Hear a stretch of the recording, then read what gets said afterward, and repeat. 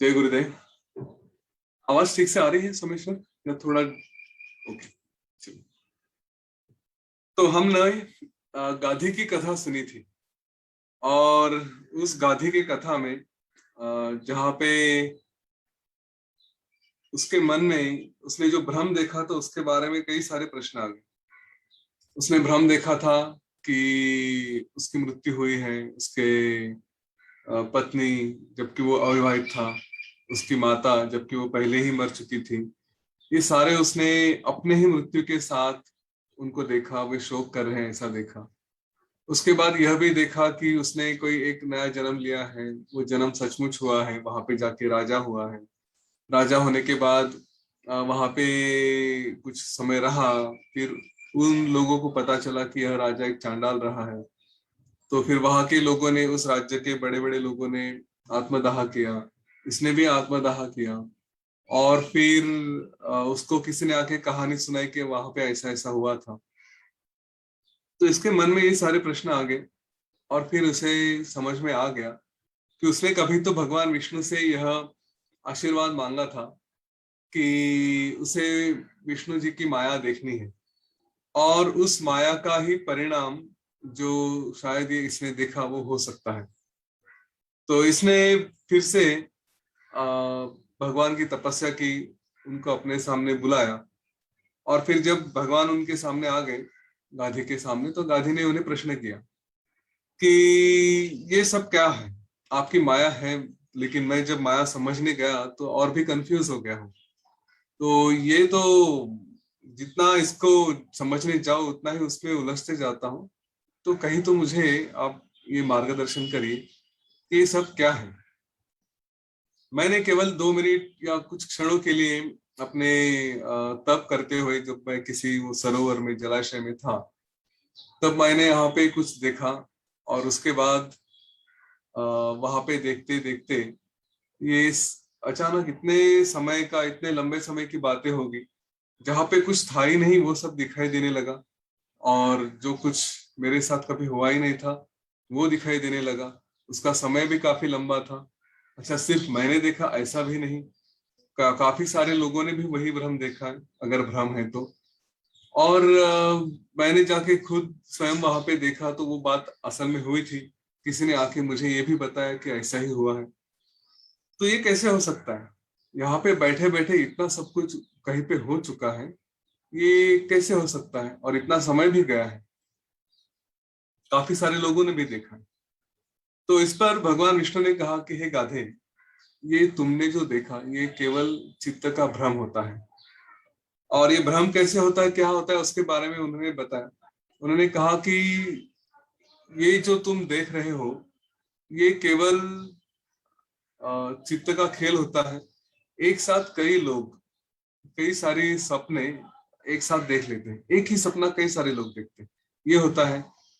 कई बार यह भी होता है कि हमने, हमारे चित्त में कुछ इस तरह से होता है कि जो हमने कभी देखा नहीं वो सामने आया ऐसा लगता है।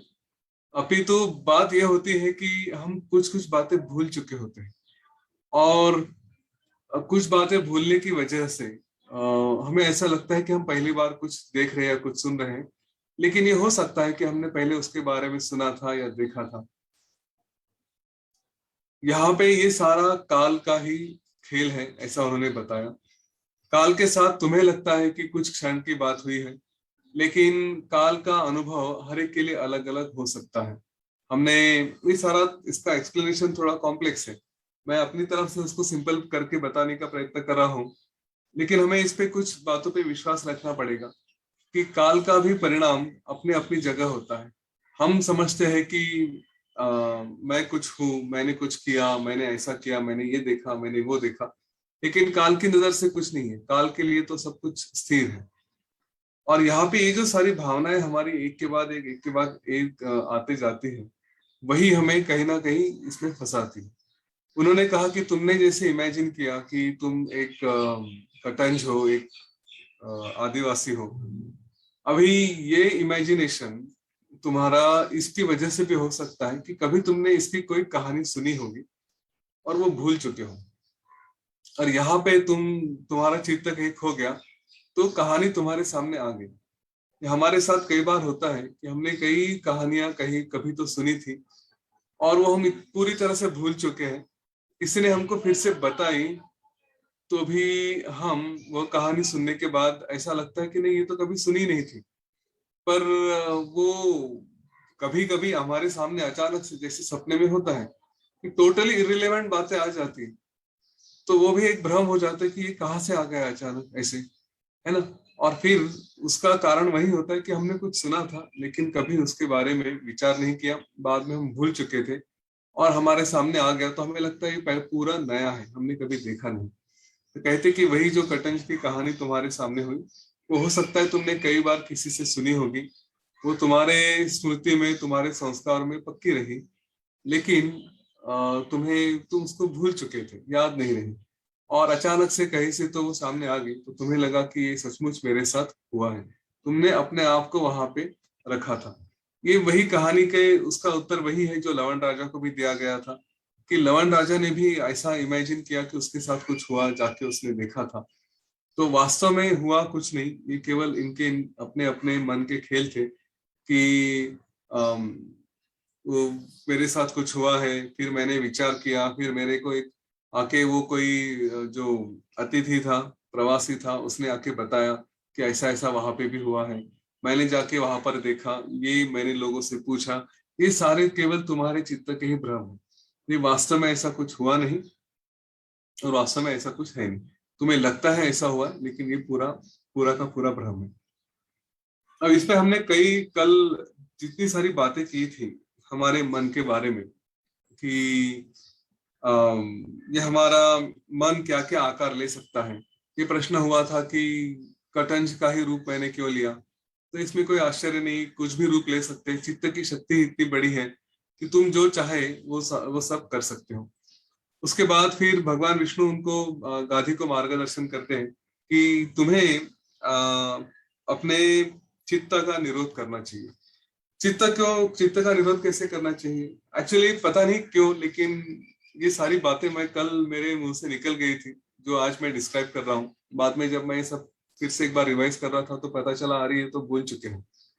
तो फिर भी आज एक फॉर्मेलिटी के लिए उसकी कुछ कुछ बातें यहाँ पे कवर कर लेता हूँ, ऐसा ना हो कि कुछ इंपॉर्टेंट बातें छूट जाए। तो कहते हैं कि चित्त का निरोध क्यों करना चाहिए। तो गांधी का प्रश्न था कि ये माया कहाँ से आती है, ये माया चक्र को कैसे रोका जाए। तो उसका उत्तर देते हुए भगवान कहते हैं कि तुम्हारा अगर चित्त को तुम रोक सके तो फिर माया अपने आप समाप्त हो जाती है। कल हमने यही प्रश्न पूछा था कि माया को कैसे समझे, माया को कैसे रोके, है ना। और उसका उत्तर जो मेरे मुंह से निकल गया था, जो किसी और ने मेरे को दिया था, उत्तर यही था कि अपने आप में खो जाए तो फिर माया अपने आप रुक जाती है ना, अपने आप को समझे। तो उसका ही उत्तर ये पूरा इधर विवेचन, उसका डिटेल में उत्तर यही आया है कि चित्त ये सबका केंद्र है। इस चित्त के ऊपर अगर फोकस किया जाए, उसको रोका जाए, ये जो चक्र है इसका सेंटर होता है हमारा चित्त, हमारा मन, अगर उसको रोके तो ये माया चक्र भी रुक जाता है। और इसको कैसे रोके, तो केवल उसकी तरफ ध्यान दे, हो जाता है। उसकी तरफ ही ध्यान दिया तो अपने आप बाकी सारी दुनिया समाप्त हो जाती है। मैं कल बार बार यही बता रहा था कि हम जितना बाहर की दुनिया में अट्रैक्ट होते रहेंगे उतना हम बाहर खोते रहेंगे। वही जितना हम अभ्यास करेंगे अपने ही अंदर जाने का, तो जैसे हम अपने आप को समझने के प्रयत्न करते हैं, एक क्षण थोड़ा विचार करके देखिए, हमने अभी जितने भी ध्यान किए, विचार किया कि थोड़ा मैं कौन हूँ, मेरे अंदर क्या चल रहा है, मेरा शरीर क्या है, जो शरीर समझ रहा हूँ सच है कि झूठ है। ये विचार करने की जो शक्ति है, इतना भी विचार करने लगे तो ये मैजिक है, जादू है कि बाकी सारी दुनिया समाप्त हो जाती है। इसका एक प्रयोग करके आप अवश्य देखें कि थोड़ा अपने आप में सोचने का प्रयत्न शुरू कर दे, तो देखिए कि बाकी सारी समस्याएं समाप्त हो जाती है। उस क्षण के लिए कुछ होता ही नहीं। हमारे घर में ही एक छोटा सा उदाहरण देता हूँ, ये आपको शायद थोड़ा कोरिलेट करेगा। कि एक बंक बेड है, और बंक बेड को नीचे वाला जो बंक बेड है उसको एक मच्छरदानी भी है। तो मच्छरदानी अभी फोल्ड करके रखी जाती है यूजुअली।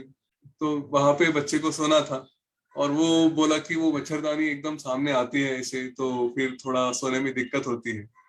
तो ऐसा कंप्लेन कर रहा था कि इसको निकाल के रखा जाए तो अच्छा रहेगा वगैरह। तो मैंने उसको कहा कि ये मच्छरदानी गायब करने का एक बहुत सिंपल तरीका है। तुम लेट गए ना, आंखें बंद कर लो, जैसे आंखें बंद कर लोगे मच्छरदानी चली जाएगी, गायब हो जाएगी, तुम्हें कोई तकलीफ ही नहीं देगी, है ना। सीधी सी बात है। जैसे हम अपने अंदर जाते हैं ना, सारी दुनिया समाप्त हो जाती है। ना फिर कोई किसी का द्वेष है, किसी का आकर्षण है, किसी की समस्या है, ना प्रॉपर्टी का प्रॉब्लम है, ना फाइनेंस का प्रॉब्लम है, कोई बात नहीं है। बस अंदर गए, दुनिया खत्म।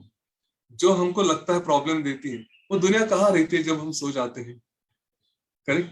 जब हम सोते हैं तो कुछ नहीं, दिन भर हमें प्रॉब्लम रहेगी कि मेरा बच्चा पढ़ाई कर रहा है कि नहीं कर रहा है, मेरी बीवी सता रही, मेरा हस्बैंड काम नहीं कर रहा है, कोऑपरेट नहीं करता है, इसकी शादी नहीं हो रही, उसका ये नहीं हो रहा है, शेयर मार्केट ऊपर जा रहा है कि नीचे जा रहा है, हाँ, बिजनेस में, जॉब में, सब तरह के प्रॉब्लम दिन भर रहते हैं। लेकिन सो जाने के बाद वो प्रॉब्लम कहाँ चले जाते हैं? एग्जैक्टली वही स्टेट कि जहाँ पे जागृत है, सारा मन अंदर है, लेकिन बाहर की दुनिया से हम अपने आप को कट कर रहे हैं। और कल हमने जैसे कहा कि आपको रिएक्ट नहीं, रिस्पॉन्ड करना है, एक्ट करना है उसके ऊपर, वो अगर स्थिति अचीव कर सकते हैं तो मोक्ष है। और यही बात विष्णु जी ने उसको, गाधी को अलग अलग तरीके से बताई है। वे कहते हैं कि पहले चित्त निरोध करें।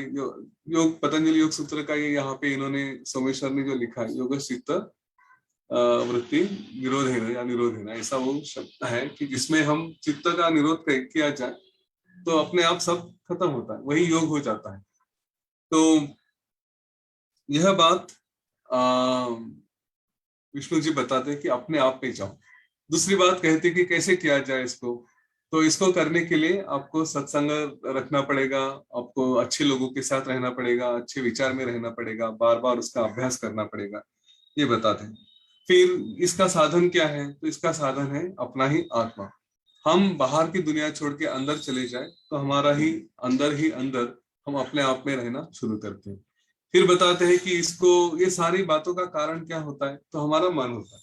यह मन जैसे जैसे जैसे जैसे बढ़ते जाता है, मन ही अपने आप को बढ़ाता है। वो कहता है कि अहंकार के प्रभाव से आ जाता है कि मैं कुछ हूँ, मैंने जो कहा वही उचित है, मैं जो करता हूँ वही अच्छा है। हाँ, इस तरह का अहंकार के भाव में फिर यह मेरा, ये मेरे, सब कुछ रिलेटिव्स, मैं हूँ, ये जो सारी बातें आती जाती है, इसे हमारा मन, यहाँ पे शब्द इसका उपयोग किया है कि पुष्ट होते जाता है, मन दृढ़ होते जाता है। और जैसे जैसे मन दृढ़ होते जाएगा वैसे वैसे फिर उसके अपने अपने इमेजिनेशंस, और उसमें उसमें फंसते जाता है। उससे काटने का मार्ग क्या है? तो उससे काटने का मार्ग है फिर से अपने आप में आना। और इसका अभ्यास बार बार अगर रहा हमारा, तो फिर हम अ, उस बाहर के जो फंसने की जो दुनिया है उससे निकलकर अपने आप में जाना शुरू कर देते हैं।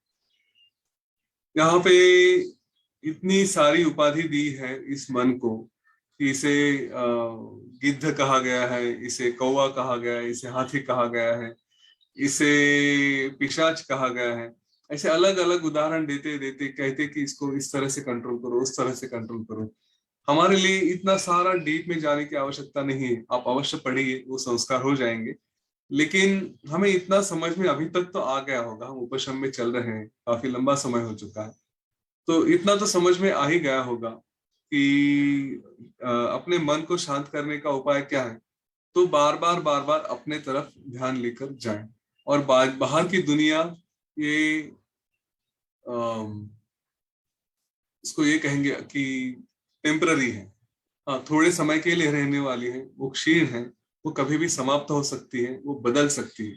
तो जो बदलने वाली, जो समाप्त होने वाली बातें हैं, उनमें उलझे बगैर अपने आप में अगर उलझने लगे, अपने आप में खोने लगे, तो अपने आप बाहर की दुनिया समाप्त हो जाती है और वही मोक्ष की स्थिति हो सकती है। प्रश्न यही है कि ऐसी स्थिति में क्या किया जाए। तो वशिष्ठ ऋषि ने उनको, श्री राम जी को कहा था इसमें उपदेश करते हुए कि श्री राम जी, ये आप जो जन्म की वजह से, आपके कार्य की वजह से आपको जो भी करना है, जो भी आपके कार्य आ पड़े हैं, आप उसमें उलझे, वही करें। वो छोड़ना ये आपको शोभा नहीं देगा। तो जो आपके लिए उचित है वो आप जरूर करें, लेकिन ये नहीं हो कि उसमें इतना उलझ जाए कि आपका मन भी उसमें रहे।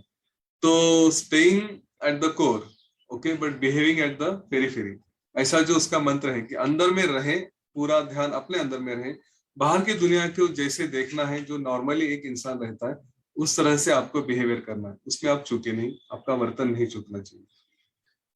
और इस तरह से ये जो गाधी को उपदेश किया गया था भगवान विष्णु ने, तो गाधी ने फिर एक 10 साल तक वो सारा तप किया, और सारी जो भी बाहर के अट्रैक्शंस थे वो तोड़ते तोड़ते तोड़ते तोड़ते उसका अभ्यास करते करते मन छोड़ दिया, अपने आप में खो गए और उनको आत्मज्ञान की प्राप्ति हो गई। वशिष्ठ ऋषि कहते कि श्री राम जी, दुनिया में जितने भी लोग हैं ना हर तरह के, उनमें यह आत्मज्ञानी सबसे श्रेष्ठ है।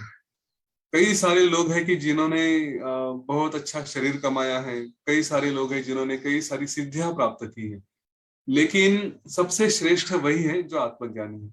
और हम लोग भी, मतलब जो वशिष्ठ ऋषि कहते हैं कि हम लोग भी ऐसे लोगों का संग चाहते हैं, ऐसे लोगों के साथ रहना चाहते हैं कि वो सच में आत्मज्ञान का अभ्यास कर रहे हैं और उसके ऊपर अमल कर रहे हैं, वो आत्मज्ञानी बन चुके हैं। ऐसे लोग हम चाहते हैं, ना कि बाकी लोग जो सिद्ध है या कई सारे पुरुष है जो कई सारी वीरता प्राप्त कर चुके हैं, वो हमारे लिए कोई मायने नहीं रखता। आप केवल उसी ही बात का अभ्यास करने का प्रयत्न करें। और ऐसा करने के बाद ये जो उपदेश होता है उपशम का, गाधी की प्रकरण का, वो बताने के बाद वहां पे वशिष्ठ ऋषि रुक जाते हैं। फिर वो कहते हैं कि अ, ये कितना आसान है कितना मुश्किल है, अगर ऐसा प्रश्न आता है तो उसके लिए वो बताते हैं कि मैं तुम्हें और एक कहानी बताता हूँ। वो कहानी है एक उद्दालक नाम के,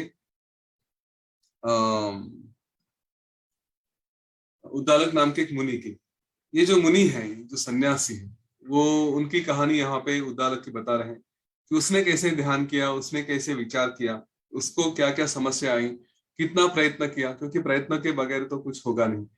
तो कहते कि ये उद्दालक नाम का एक मुनि था, और यह अपने ही, मतलब जंगल में अपनी साधना तपस्या पूजा जो भी करना था कर रहा था। उसको मन की शांति ये सब करते हुए भी नहीं मिल रही थी, लेकिन उसने पूरे प्रयत्न जारी रखे कि मैं ये करूंगा वो करूंगा, लेकिन फिर भी उसको जो एक तृप्ति होनी चाहिए थी वो नहीं मिली। तो वो तृप्ति न मिलने की वजह से उसने अलग अलग जगह घूमना शुरू किया। घूमते घूमते घूमते घूमते उसने अपने मन में ही विचार किया कि ये मेरे मन के व्यापार तो चल रहे हैं, मुझे इनमें कोई शांति नहीं मिल रही है, तो ये कब शांत होगे, कब मुझे ये सब इसमें स्थिर हो जाऊंगा। तो ऐसा प्रयत्न करते करते करते करते वो एक दिन एक गुफा में पहुंचा, और वहां पे गुफा में जाकर उसने वहां पे बैठ के ध्यान शुरू किया। तो पहले उसके मन में ये सारे प्रश्न आने लगे कि ये इतने समय से मैं तप कर रहा हूँ, और इस तप में मुझे अभी भी वो शांति नहीं मिल रही है। कब ये होगा कि मेरा मन पूरी तरह से शांत होगा, कब होगा कि मैं वो जो पूर्णात्मा है उसमें स्थिर हो जाऊंगा, कब है कि मैं ऐसी शांति की स्थिति की जहां पे कुछ नहीं है वहां तक पहुंच जाऊंगा। ये सारे प्रश्न करते करते करते करते उसने अपना तप चालू रखा। वो उसने इतने सारे इतने मन में विचार आने लगे, इतने मन में विचार आने लगे कि वहां से वो बार बार यूं कहेंगे डिस्टर्ब होते गया। पर उसने प्रयत्न जारी रखे। उसने हर तरह का ये करने के बाद एक समय ऐसा आया कि उसको अभी लगा कि अभी मैं अपने मन को समझा सकता हूँ कि ये जो भी प्रश्न है अभी तक जितने आ रहे हैं, और इसी में मेरा ही मन बाधा डाल रहा है। कभी प्रश्न आते हैं, प्रश्न का उत्तर ढूंढने का प्रयत्न करते हैं, और यही प्रश्न फिर से बाधा बन जाते हैं कि शायद मैं शांत नहीं हूँ, शायद मैं शांत नहीं हूँ। हम नहीं, क्या अपने आप को हम एक तरह से जो नहीं है उसको भी प्रश्नों के द्वारा अननेसेसरी जनरेट कर देते हैं कि सब कुछ ठीक है, लेकिन फिर भी नहीं, कुछ ये क्या होगा वो क्या होगा, ऐसे प्रश्न आते आते तो हम अपने आप को ही डिस्टर्ब करना शुरू करते हैं। तो उनकी वही मन की अवस्था हुई थी। लेकिन उद्दालक की इस अवस्था में और उनका तप जारी रखते रखते एक दिन धीरे धीरे मन की शुद्धि होते गई, और मन की शुद्धि होने के बाद फिर उन्होंने अपने मन को उपदेश करना शुरू किया। तो आज हम एक काम करते हैं, आज हम एक छोटा सा ध्यान कर लेते हैं, ठीक है? और ध्यान या मतलब विचार कि उनका विचार कैसे रहा, वो विचार मैं यहाँ पे हम लोग करेंगे।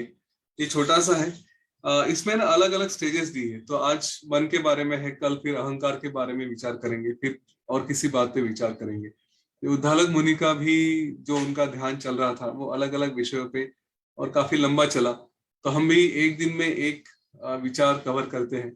थोड़ा उपशम मैंने पहले ही कहा था, थोड़ा स्लो जाना पड़ेगा, इसमें बहुत ज्यादा जंप्स नहीं मार सकते। और इसीलिए ये, क्योंकि ये प्रोसेस है, इसमें से जाना आवश्यक है, तो हम वो अनुभव लेते हैं। ठीक है, तो आज करें, सब लोग तैयार हैं? ज्यादा लंबा नहीं होगा, छोटा सा ही होगा, लेकिन ये बहुत आवश्यक है।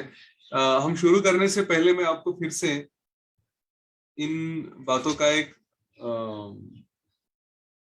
इन बातों के बारे में बताना चाहूंगा कि हमने अभी तक जो भी प्रवास किया है ना, वो बाहर से अंदर की तरफ आ रहा है। बार बार ये संस्कार हम अपने आप पे कर रहे हैं कि मन सच्चा नहीं है, ये सारे हमारे अस्तित्व के स्तर भी झूठे हैं, हम केवल अपना ही एक परमात्मा रूप है, अपने आप को उस रूप में समझे और एक सावधानता रखे, बाहर नहीं फंसे। बाहर अगर फंस रहे तो अंदर जाने का मार्ग क्या है, तो उसका विचार करें।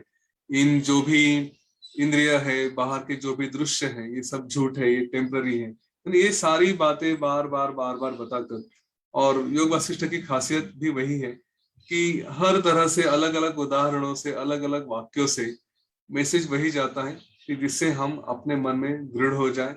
हम इस बात को समझे, जब भी मन के सामने, आंखों के सामने कुछ दृश्य आ जाए, या कुछ दृश्य नहीं भी रहे लेकिन विचार आ जाए, तो हम उनमें फंसे बगैर अपने आप को अपने अंदर जाने का प्रयत्न करें।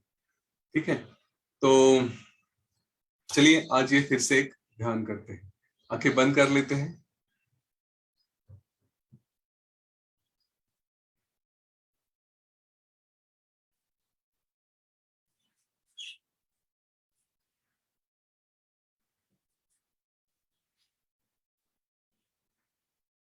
आराम से बैठ जाएं, आंखें बंद कर लें।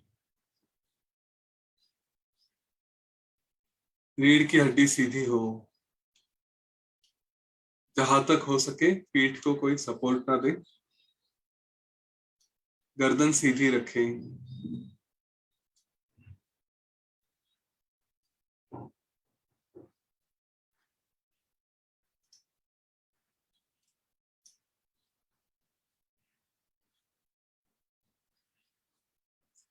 सारा ध्यान अपने सांस के ऊपर ले जाए। Breathe in and breathe out, जैसे चल रहा है वैसे चलने दे।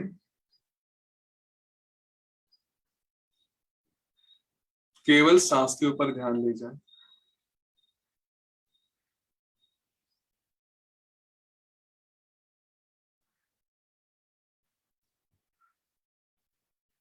अपनी सांस की गति को देखें। Observe the speed of your breath.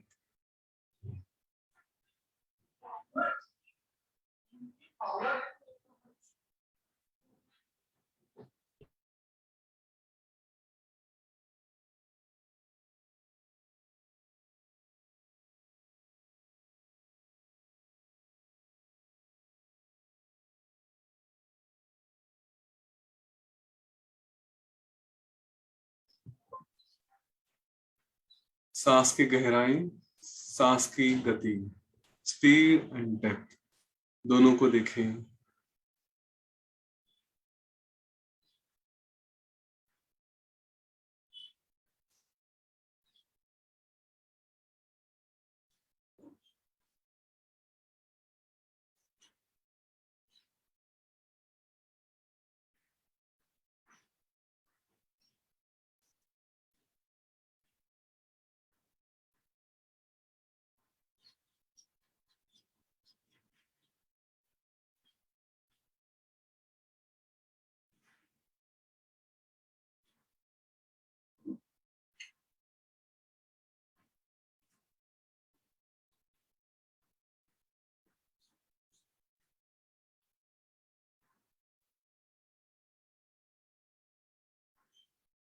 अपने गुरु का स्मरण करें। अभी हम जो भी विचार करेंगे उसमें हमारे साथ रहें, हमारा मार्गदर्शन करें।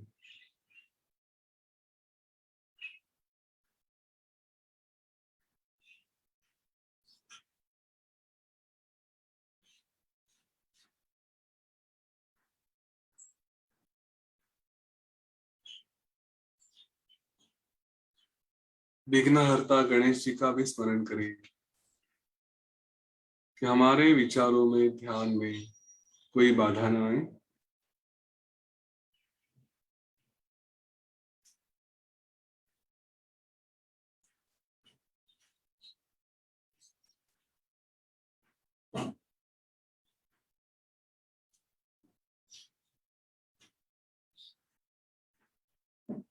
अपने आप में रहें।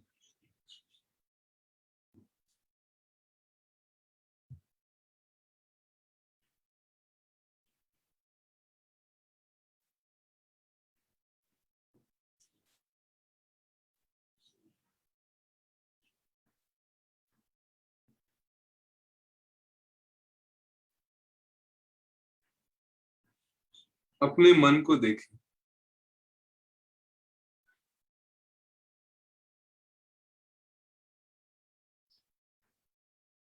क्या कर रहा है हमारा मन।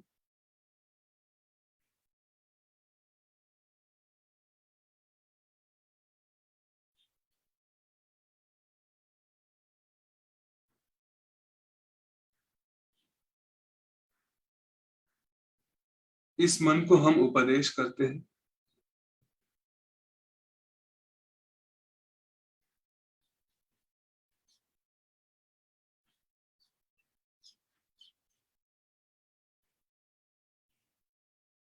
हे मन,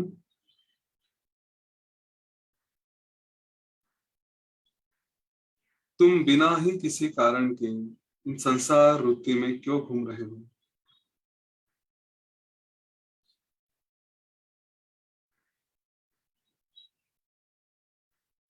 उससे तुम्हें क्या फल प्राप्त होगा।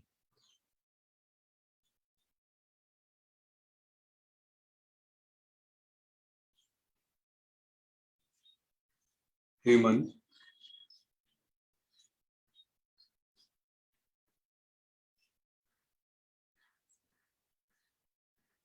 जो ज्ञानी लोग हैं वे कभी भी दुख देने वाली कृत्य या कर्म कभी नहीं करते।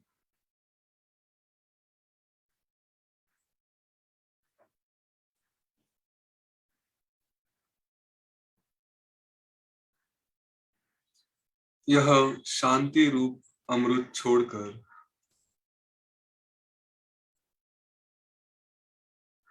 तुम विषय रूप विषयों में क्यों फंस रहे हो।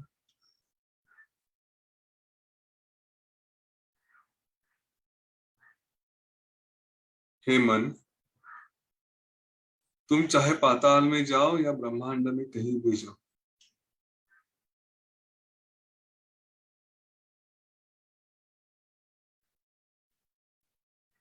उपशम के बगैर तुम्हें अंतिम ध्येय कभी भी प्राप्त नहीं होगा।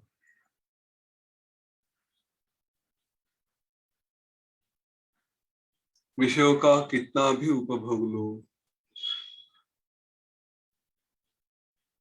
तुम कभी तृप्त नहीं होगे।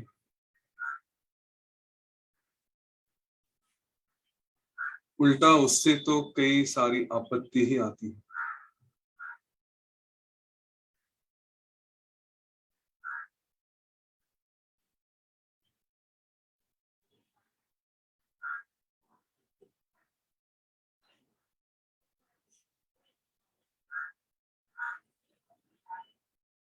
फिर भी मुझे आश्चर्य है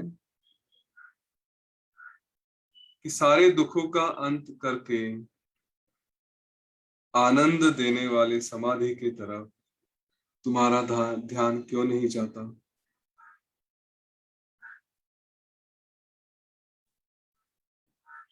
हे मन,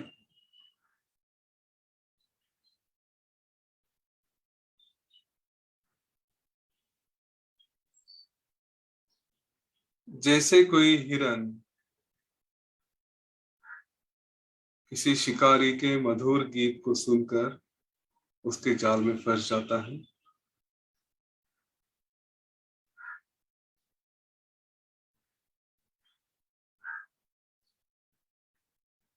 वैसे ही तुम भी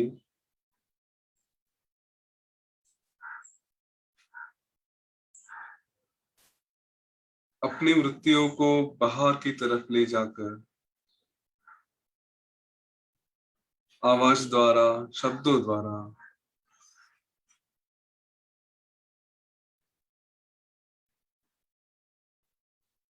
जो नहीं सुनना चाहिए उसे सुनकर अपना नाश मत करो।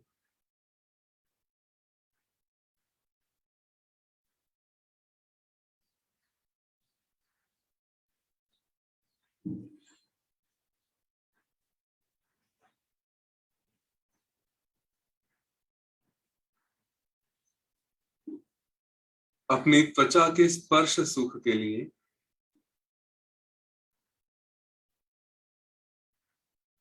काम वासना में फंसकर अपने आप पे संकट मत लाओ।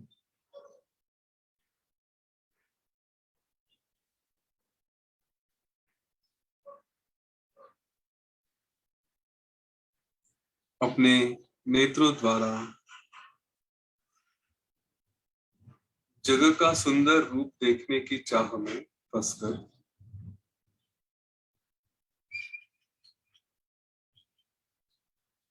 अपने आप को मत जलाओ।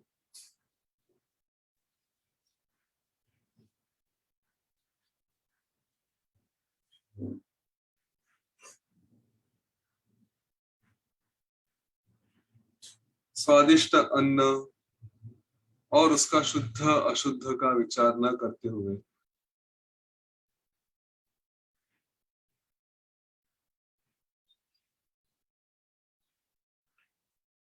रस के अनुभव के लिए कुछ भी खा पी कर अपने ही आधि और व्याधि, शारीरिक और मानसिक बीमारियों को मत बुलाओ।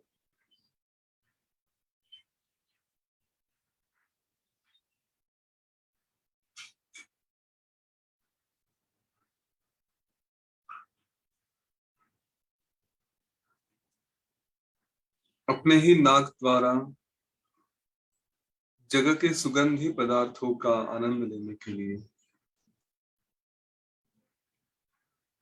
उसमें मगन होकर अपने आप को बांध मत लेना।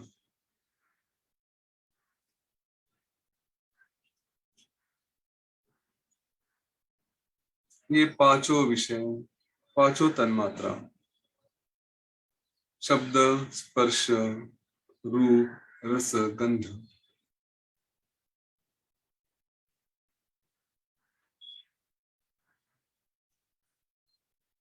ये इतना अनर्थ कर सकते हैं। इनमें से एक भी कोई ना कोई अनर्थ करने में सक्षम है।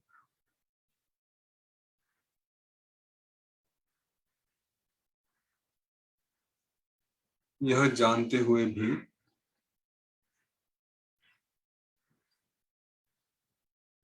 कि इनके साथ जो गया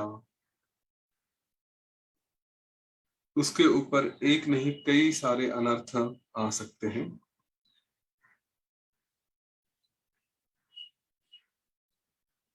तुम अगर उसे तोड़ोगे नहीं तो उसी में तुम्हारा मरण निश्चित है।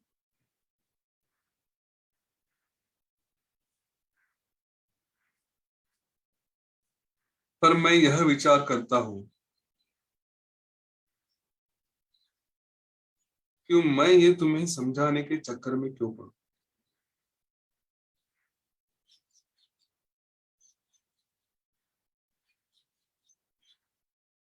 हे मन, तुम पर जबरदस्ती नियंत्रण पाकर तुम्हारा कायम का ही नाश करना यही उचित है।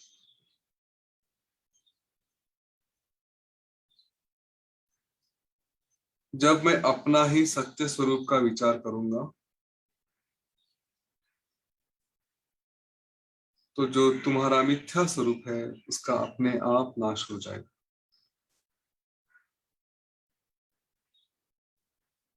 मैं तुम्हें क्यों उपदेश करूं?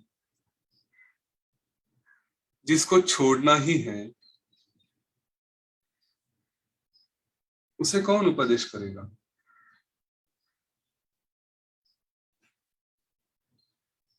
और अगर विवेक से देखा जाए तो तुम्हारा अस्तित्व ही नहीं है, तो तुम्हें उपदेश करना भी व्यर्थ ही हुआ।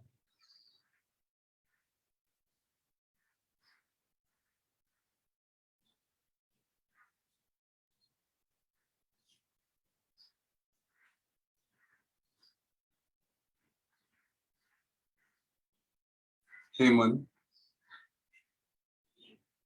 मैं अपने आप में जा रहा हूं, अपने सत स्वरूप को देख रहा हूं,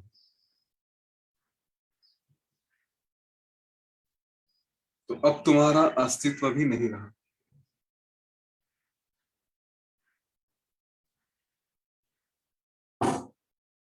मेरी इंद्रिय की वृत्ति भी नष्ट हो गई,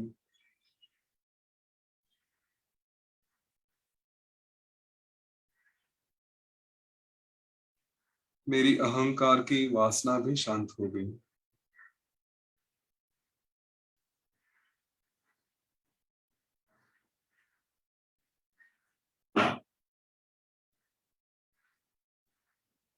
अब तुम्हारा और मेरा कोई संबंध ही नहीं।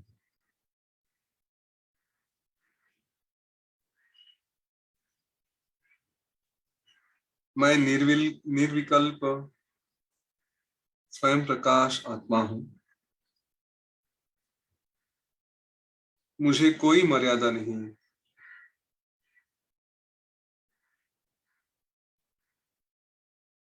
और तुम सिर्फ अपने देह को ही पकड़ के बैठे हो।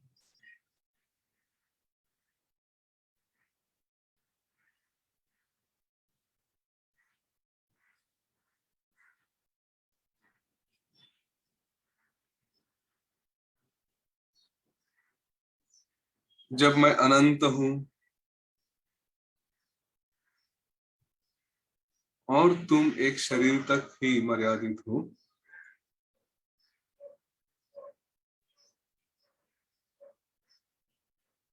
तो तुम और मैं इकट्ठे कैसे रह सकते हैं? तुम्हारा और मेरा मेल कैसे हो सकता है?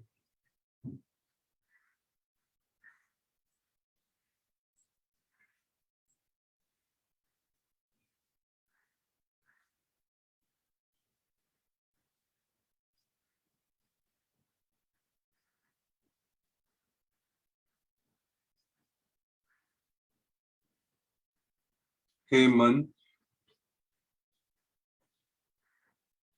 तुम्हें देखते देखते, ढूंढते ढूंढते तुम्हारा ही नाश हो चुका है। अब केवल मैं ही मैं हूं, केवल मैं ही मैं हूं।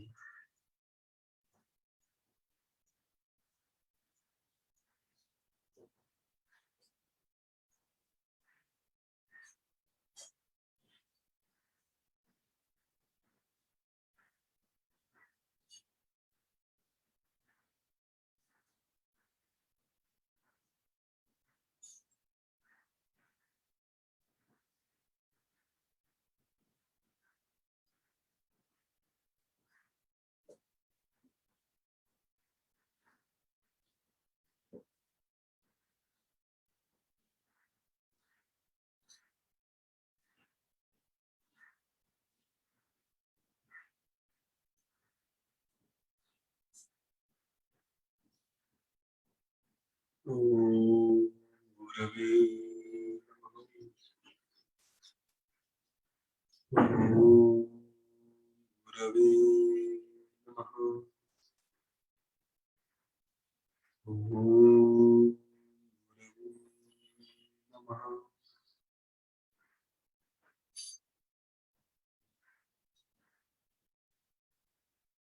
ओम शांति शांति शांति।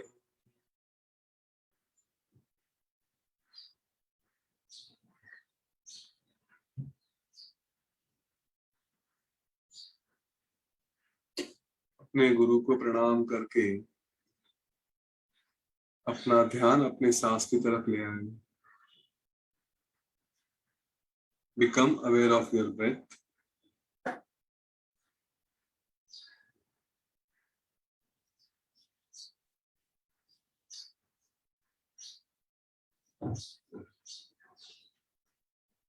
Take a deep breath in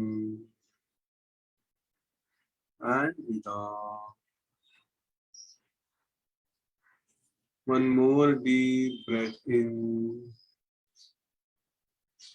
and breathe out.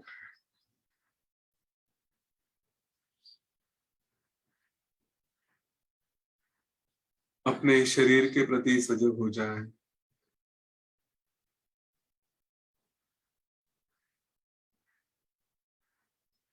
वातावरण के प्रति सजग हो जाएं।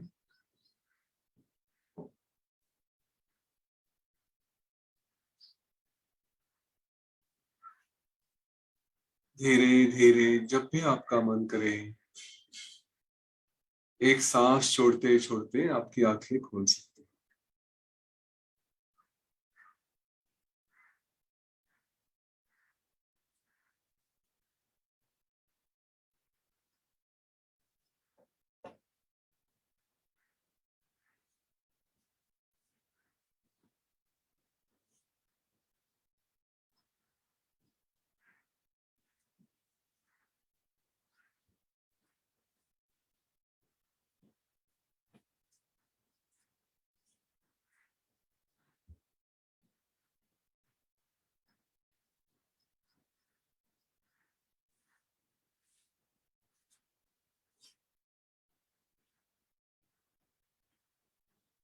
टेक योर ओन टाइम, अपना समय ले।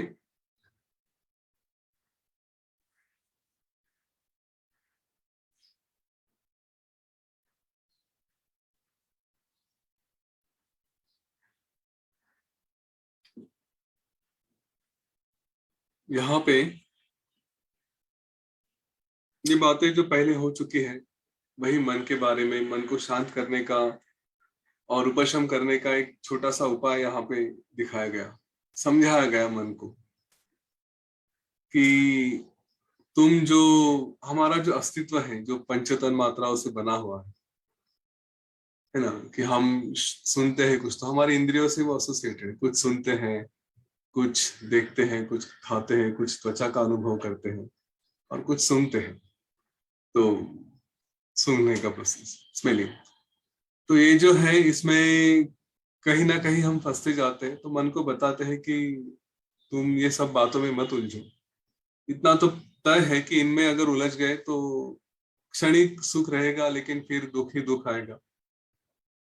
ये जो प्रोसेस है ना दुख होने का, ये एक बार मन को आदत लग गई कि कुछ चाहिए और फिर उसके बाद कुछ नहीं मिला, तो जब तक दूसरा मिलता नहीं है तो मन शांत नहीं बैठता।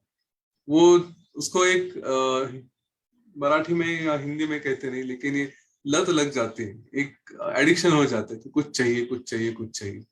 छोटे बच्चों का जैसे है, कहीं पे खेलने के लिए ले जाओ गार्डन में, तो कितना भी खेले मन नहीं भरता, इधर जाओ उधर जाओ उधर जाओ, वापस फिर से घूम के एक जगह आओ। उनको अगर कहे कि थोड़ी देर शांत बैठ के देखो, तो नहीं बैठेंगे। वैसे मन का भी नेचर उतना ही बच्चों जैसे ही होता है कि कुछ ना कुछ चाहिए कंटिन्यूअसली, और अगर नहीं मिला तो फिर वो परेशान हो जाता है। कभी कभी थक के शांत बैठेगा, समाधि में जाएगा तो बात अलग है, लेकिन ये बात एक बार उसको समझा दी कि तुम्हारा स्वरूप, तुम जिनके स्वरूप पे जाकर फंसना चाहते हो, वो तुम्हें कभी तृप्ति नहीं दे सकते, क्योंकि तुम मेरे द्वारा निर्माण किए गए हो। मेरा अनंत स्वरूप है, तुम्हारा लिमिटेड स्वरूप है। तो कितना भी बाहर के वस्तु तुम्हें देने की कोशिश की जाए, वो तुम तृप्त नहीं होगे। तुम बार बार मेरे अनंत रूप की वजह से ही अपने आप को और सेटिस्फाई करने का प्रयत्न करोगे, लेकिन नहीं हो पाओगे। तो यह बात एक बार समझ में आ गई, तो फिर उसको मन को देखे कि ये ऐसा क्यों कर रहा है, वैसा क्यों कर रहा है। और जब उसको देखते देखते जाएंगे तो अपने आप वो मन नष्ट हो जाता है, हमारा भी जर्नी इनवर्ड चला जाता है, अंदर ही अंदर हम शुरू हो जाते हैं। और यही उसका उपशम बताया गया है। इसके बाद फिर उद्दालक ने और आगे जाके अपने विचार किया, ध्यान किया, अपने विवेक के ऊपर, अपने अस्तित्व के ऊपर, अपने अहंकार के ऊपर। तो वो ध्यान हम कल करेंगे। आज के लिए यहाँ पे रुकते हैं, ठीक है।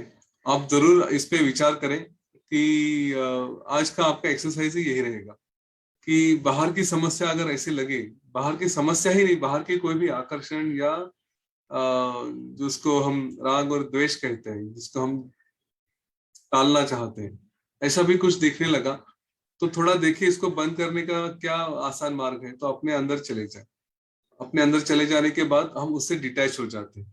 उसके ऊपर उपाय करना हमारा काम है, उसके ऊपर विचार करना भी हमारा काम है, मैं उससे नहीं नहीं बोल रहा हूँ। लेकिन उसमें अगर उलझ रहे हैं, अगर हमारी डीएसएन के लैंग्वेज में वाय वाय हो रही है, दिमाग में कुछ गड़बड़ हो रही है, तो समझे कि अरे मैं अननेसेसरी उलझ रहा हूँ। तो कौन उलझ रहा है, कौन ये सब दृश्य देख रहा है, कौन परेशान हो रहा है, उसको एक बार देखना शुरू करें तो बाहर का दृश्य बंद हो जाता है। और फिर एटलीस्ट वो अवेयरनेस आता है कि बिना उसको अटैच किए हम अंदर में रह के भी कुछ किया जा सकता है। ठीक है, तो इसका अभ्यास करने का प्रयत्न अवश्य करें। आज यहाँ पे रुकते हैं। जय गुरुदेव।